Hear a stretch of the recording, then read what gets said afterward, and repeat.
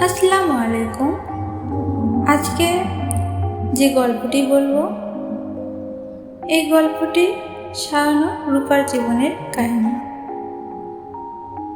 সূচনা করব, চলুন গল্পটি শুরু করি।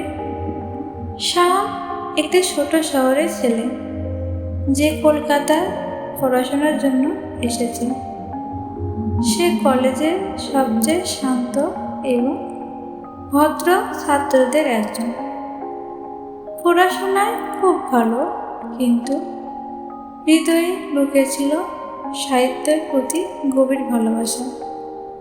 ছুটির দিনগুলোতে সে পুরনো বইয়ের দোকানে সময় কাটাত, পুরনো কবিতায় বই আর সাহিত্যের পাতা ঘেটে। রূপা ছিল সেই একই কলেজের মেয়ে, উজ্জ্বল ও প্রাণবন্ত।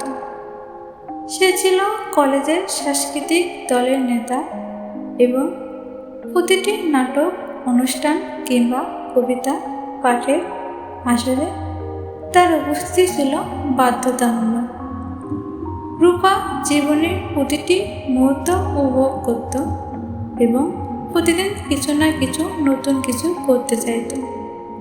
তাদের প্রথম দেখা হয়েছিল কলেজের গ্রন্থাগারে। শাওন একটি কবিতার বই পড়েছিল আর রূপা তার পাশে এসে বসল। রূপা জানতে চাইল, কি পড়ছো? শাওন একটু অবাক হলো, তাকালো, কিন্তু তার মুখে হাসি এসে বলল, আজকের গল্প এ পর্যন্তই। আমাদের গল্পের পরবর্তী পার্ট পেতে আমাদের চ্যানেলটি সাবস্ক্রাইব করুন। সবাই ভালো থাকুন, সুস্থ থাকুন। আল্লাহ হাফেজ।